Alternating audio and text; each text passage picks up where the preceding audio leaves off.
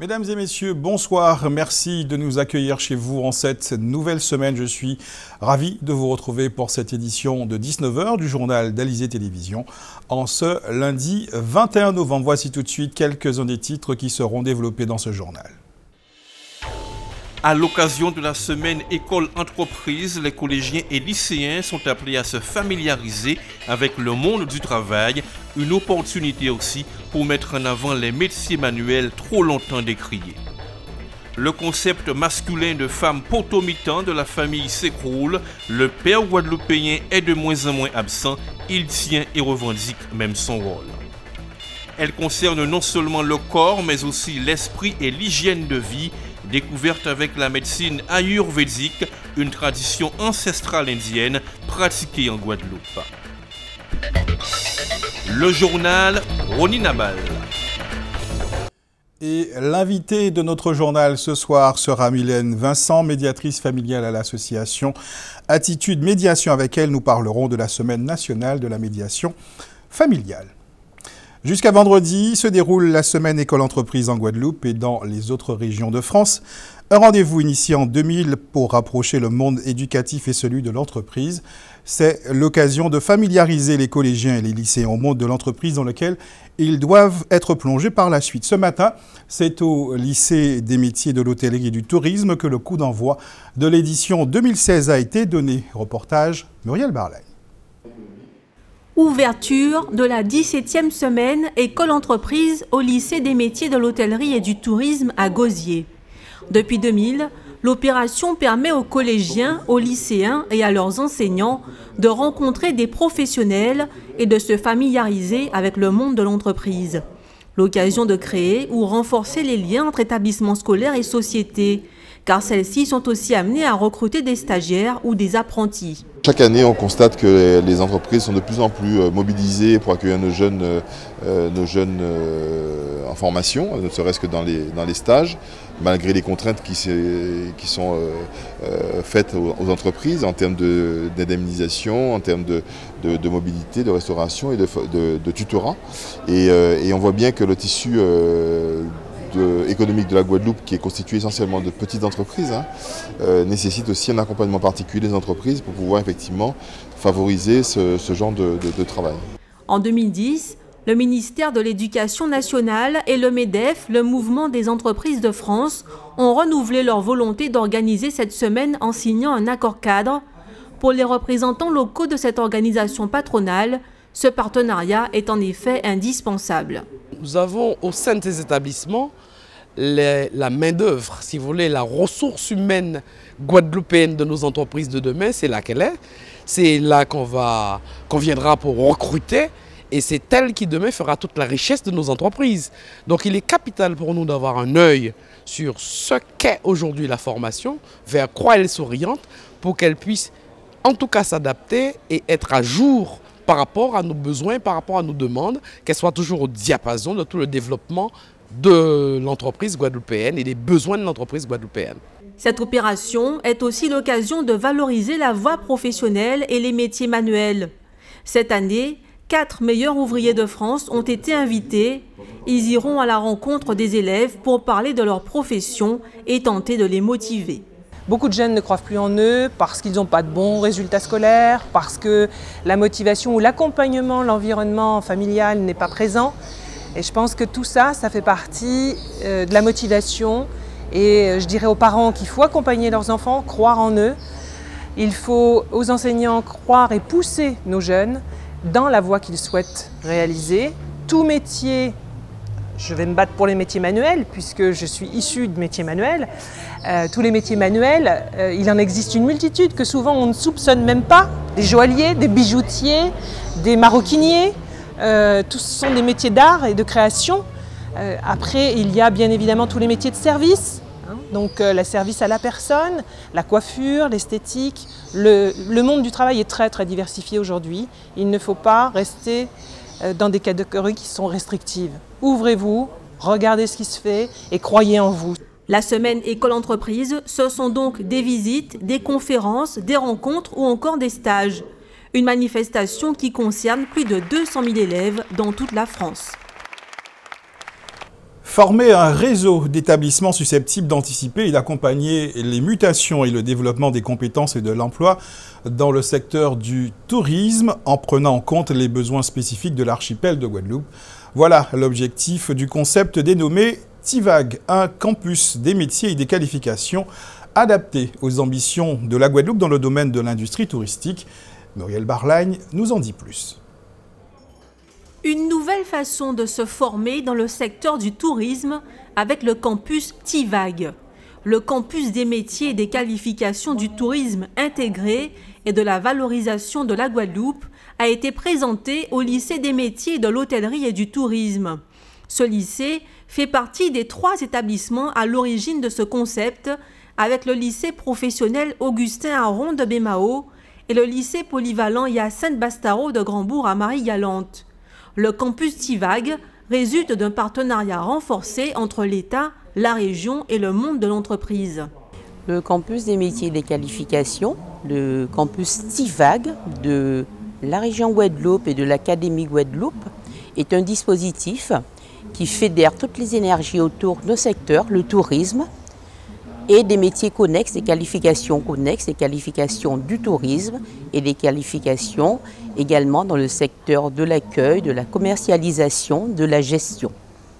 Nous travaillons en lien étroit avec les entreprises. Les entreprises se sont engagées à informer sur les besoins du secteur touristique afin d'adapter l'offre de formation. Celle-ci s'adresse aux élèves, aux apprentis mais aussi aux salariés en formation initiale ou continue. Elle consiste en la préparation de diplômes ou encore de modules spécifiques venant s'ajouter à un cursus. Nos jeunes sont en formation, que ce soit en bac pro, en BTS, mais ils pourront avoir des modules en langue, des modules spécifiques en langue, des modules de technique de recherche d'emploi. Ils pourront surtout avoir des modules patrimoine et tourisme, afin de devenir chacun un ambassadeur des produits de Guadeloupe et du pays Guadeloupe. C'est le tourisme intégré, c'est un terme cher à la région Guadeloupe. Et le tourisme intégré, c'est que chaque habitant de Guadeloupe puisse être un ambassadeur, puisse promotionner le pays, être un ambassadeur de la destination Guadeloupe, du pays Guadeloupe. Je donne un exemple, quelqu'un qui est à l'accueil dans un hôtel, le touriste qui passe, il doit pouvoir lui dire je vous conseille de visiter telle habitation, je vous conseille telle plage, voilà, il y a tel site à visiter. Il faut que nos jeunes puissent s'approprier le pays, s'approprier leur territoire. Ce projet est déjà bien avancé. Il sera officiellement lancé en janvier 2017. En bref, ce soir, minuit, les employés des stations-service affiliés à l'UTPP et GTG se mettront en grève pour 24 heures, un mouvement reconductible pour réclamer l'arrêt des statuts d'auto-entrepreneur, l'amélioration des conditions de travail, l'application de l'accord Binot de 2009 ou encore la valorisation des tickets restaurants et de la prime de transport. Un appel à la grève qui précède la tenue des négociations annuelles obligatoires de branche qui doivent démarrer demain matin. Dans un instant, nous retrouverons notre invitée Mylène Vincent, médiatrice familiale à l'association Attitude Médiation. Mais tout de suite, place à notre tour d'horizon de l'actualité dans la grande région. Nous irons pour commencer en Guyane, mais nous irons également par la suite sur l'île d'Hispaniola. C'est votre rendez-vous Caraïbes. Il y a de la tension dans l'air entre le préfet et les élus de Guyane. Dernier exemple en date, la réunion de la fin de semaine dernière sur la sécurité organisée en préfecture. Après un échange plutôt vif sur l'efficacité pour le moins relative des mesures prises pour enrayer la violence en Guyane et dénonçant un manque de respect du représentant de l'État à leur égard, les élus ont décidé de quitter la table des discussions. Comme le dit l'adage, la nuit portant conseil, Martin Jéguer, récemment encore sous-préfet de Pointe-à-Pitre, a fait amende honorable.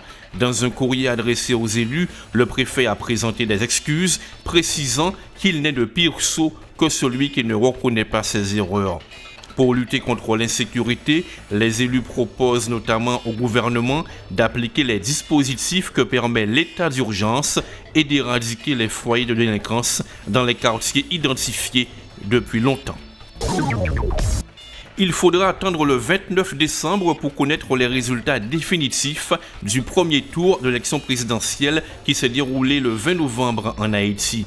D'ici à une huitaine de jours, les premières indications seront toutefois livrées. Si aucun des 27 candidats en lice n'obtient plus de 50% des suffrages exprimés, un second tour est prévu le 29 janvier prochain. 4 candidats font figure de favoris. Jovenel Moïse, soutenu par l'ancien président Michel Martelly, qui a quitté le pouvoir en février dernier, Maryse Narcisse, proche de l'ex-chef d'État Jean-Bertrand Aristide, Jules Célestin et Moïse Jean-Charles. En dehors de la présidentielle, les 6 millions d'électeurs haïtiens étaient aussi appelés à renouveler le quart des députés et la moitié des sénateurs. Si aucun incident majeur n'est à déplorer, des centaines de cas de fraude présumés ont été signalés.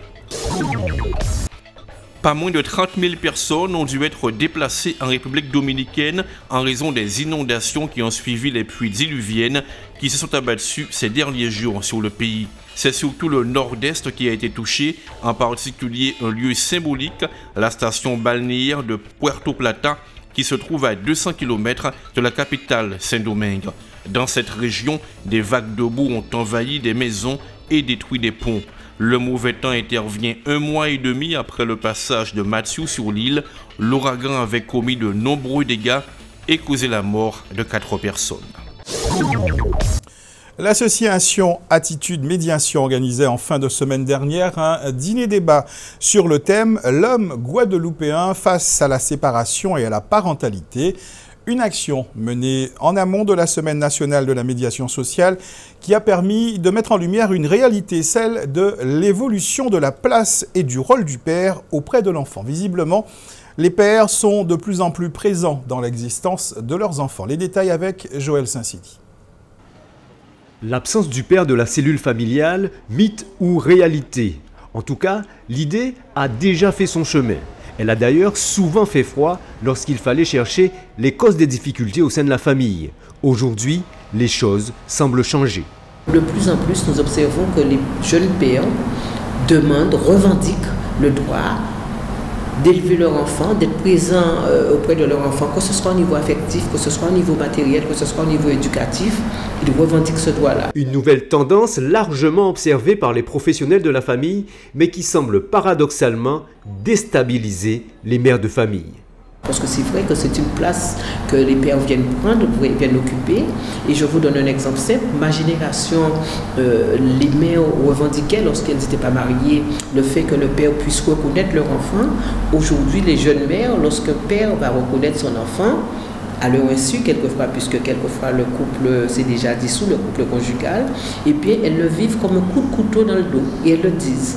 La femme potomitan, une idée devenue caduque? Peut-être, car aujourd'hui, le père souhaite déplacer le curseur des responsabilités familiales, une perception partagée par beaucoup. Maintenant, là, les jeunes papas sont de plus en plus responsables. Qu'est-ce qui change? Qu'est-ce qui change? Il y a plein de choses qui changent. L'éducation, ils le font comme ils peuvent, mais ils sont présents quand même. Bon, des fois, comme on dit, nul n'est parfait, hein, mais ils le font. La garde des enfants, ils sont là. Même les promener, sortir, prendre plaisir, regarder son enfant, sourire à son enfant. Le sourire du papa est là. Je ne vais pas dire qu'ils sont tous là, mais la majorité, ils sont là, surtout nos jeunes maintenant. Qu'est-ce qui se passe du côté des mères alors? Eh bien, les mères sont contentes. C'est un vrai bonheur. Quand vous avez un papa, parce que l'enfant naît avec 2 parents, hein, l'enfant a besoin de ses 2 parents. Parce qu'il y a aussi des mamans qui ne sont pas responsables. Hein. Donc on ne va pas tout le temps incriminer les papas. Les mamans aussi, il y a des mamans qui ne jouent pas le rôle comme il se devrait.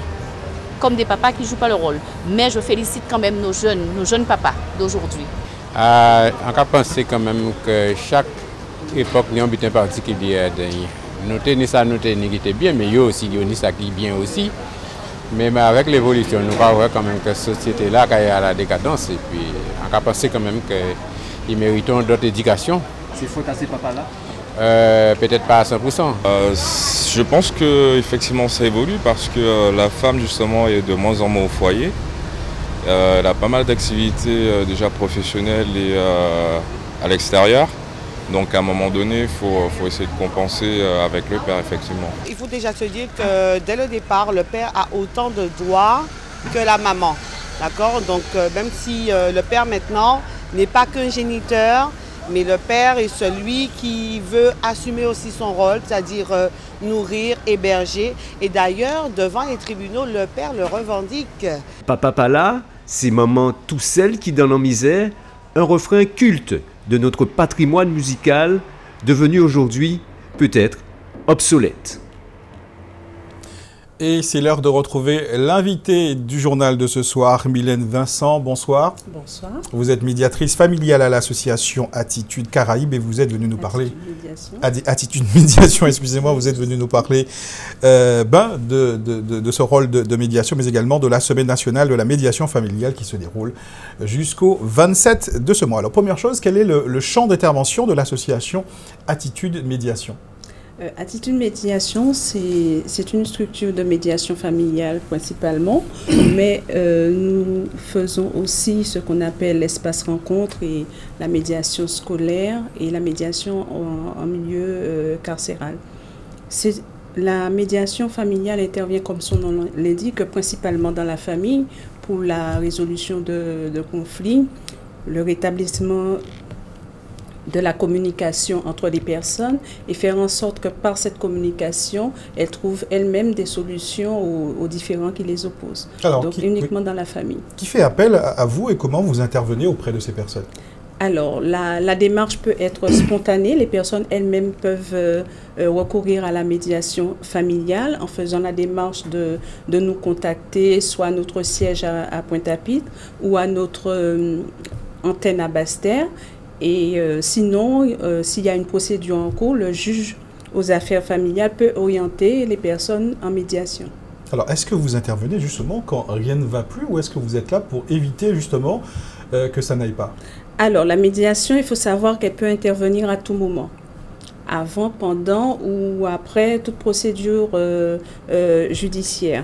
Mais avant, c'est-à-dire lorsque les personnes constatent qu'il y a de l'eau dans le gaz, ils peuvent effectivement avoir recours à la médiation. Nous, on appelle ça l'aide à la décision. Donc, nous leur permettons de faire le bilan de leur situation, le bilan conjugal et le bilan parental aussi, quelle est la charge de chacun, quel est l'investissement de chacun, que ce soit dans le couple conjugal ou dans le couple parental, pour que les choses aillent bien. Donc on leur permet de se remettre en question, de se poser aussi les bonnes questions et de trouver un tant soit peu des réponses adaptées à leur situation. Quelque part, vous faites partie de ces acteurs de la parentalité en Guadeloupe?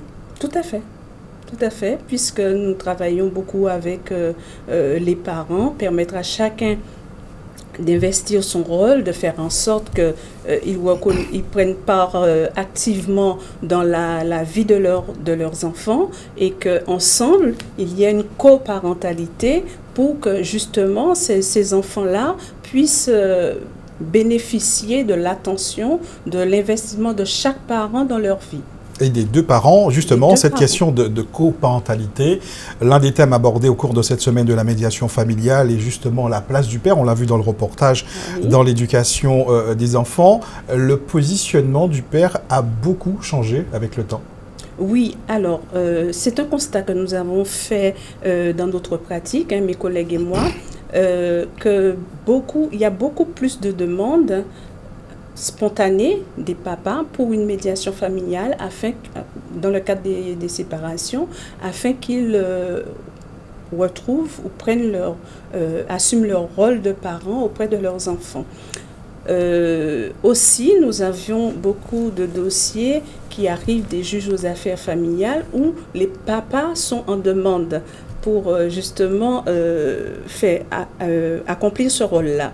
Mais c'est pas toujours évident puisque le papa, souvent les enfants quand ils naissent, hein, les papas ne les reconnaissent pas parce que pour des avantages économiques et autres, durant les 3 premières années de l'enfant, ils ne font pas la démarche de reconnaissance et souvent ils pensent que parce qu'ils n'ont pas reconnu l'enfant à ses premières années, ils ne peuvent pas effectivement réclamer ou revendiquer un droit sur cet enfant-là. Donc, la médiation familiale permet effectivement que chacun reconnaisse ses droits, ses devoirs aussi, et prenne des engagements pour que effectivement les choses se passent au mieux et que tous les deux, ils arrivent à coopérer, à collaborer dans l'intérêt des enfants.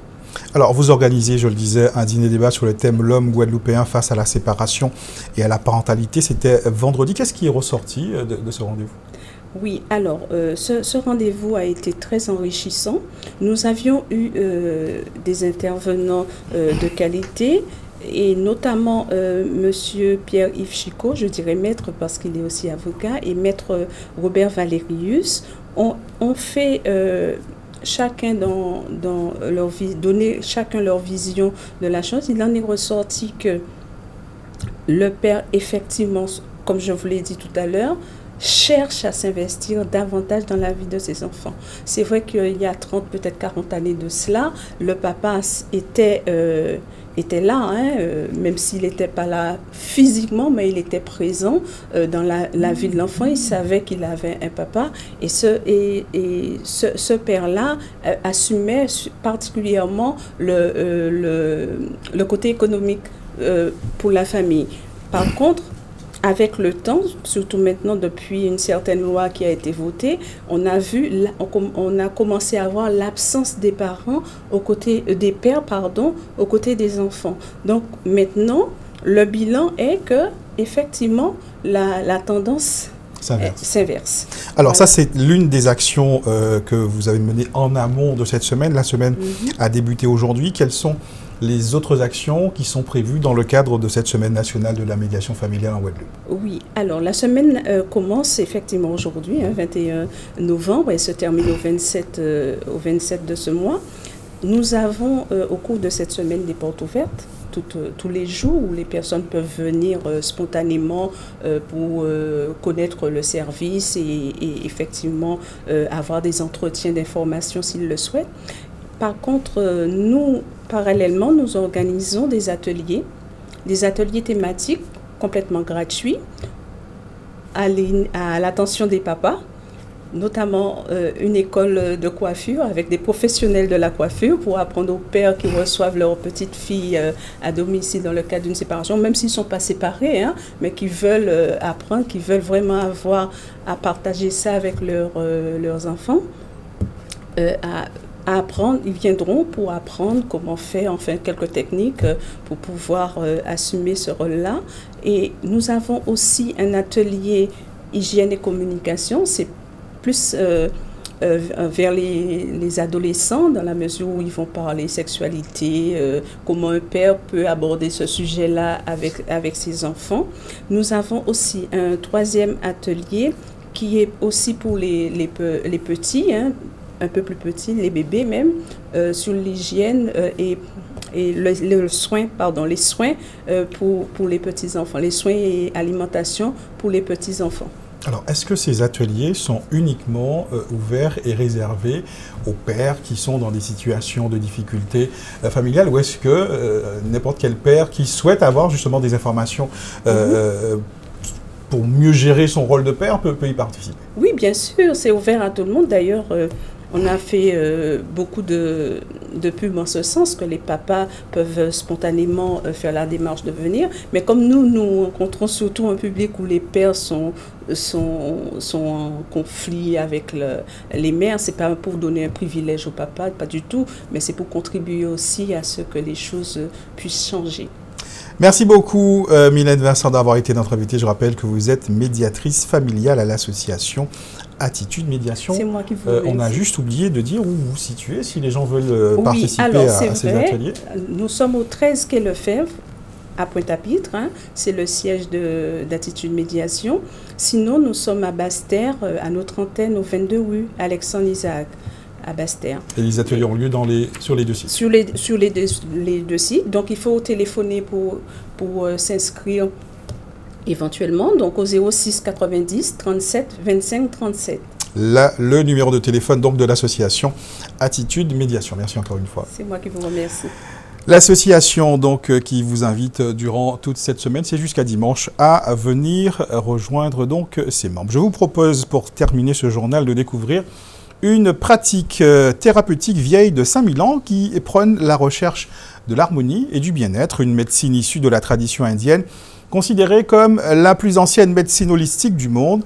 En Guadeloupe, comme un peu partout dans le monde, l'Ayurveda a ses adeptes. Elle se pratique et est enseignée à ceux qui souhaitent en maîtriser les techniques. Muriel Barlagne a rencontré l'une des pratiquantes de cette médecine traditionnelle. Reportage. Linda Gobandos est praticienne en médecine ayurvédique. Cette médecine traditionnelle, originaire de l'Inde, prend l'individu dans sa globalité. On l'a dit holistique. Elle s'intéresse au corps, au mental et aux émotions. D'où l'importance des entretiens lors des consultations. Son but est d'identifier le profil de la personne à prendre en charge et de définir le déséquilibre à la source de ses symptômes. Le principe de base de la médecine ayurvédique, c'est que nous sommes la nature. Nous ne sommes pas juste des entités ou des êtres plus intelligents que la nature. Et par conséquent, pour trouver un bien-être et être en bonne santé, il va falloir, dans un premier temps, trouver un équilibre avec notre propre nature, car la médecine ayurvédique considère que chaque individu est unique, et aussi l'équilibre que nous avons, nous, avec l'environnement dans lequel nous vivons. Parce que notre corps s'adapte continuellement aux choses qui nous entourent, c'est-à-dire l'intensité de la lumière, ou bien la température, ou bien ne serait-ce que les événements aussi qui peuvent affecter notre vie, que ce soit sur le plan mental ou émotionnel. Donc le mot d'ordre de l'Ayurveda, c'est vraiment l'adaptation. En France, la médecine ayurvédique est une médecine complémentaire. Pas question pour le praticien de se substituer à un médecin. Quand on prend un individu en charge, on va essayer de le conseiller sur le plan de l'alimentation. On va aussi donner des conseils pour son hygiène de vie.